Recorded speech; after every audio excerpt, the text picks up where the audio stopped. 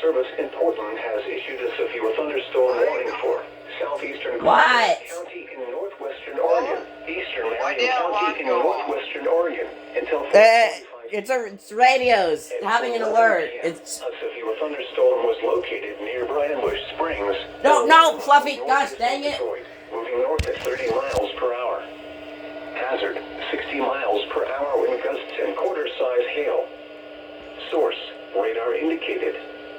Impact, hail damage to vehicles is expected. Expect wind damage to roofs, siding, and trees.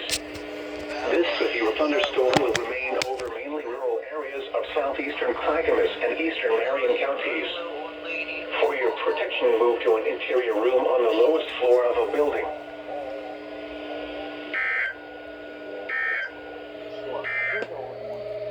The National Weather Service has issued severe thunderstorm. This is the third alert, and you haven't even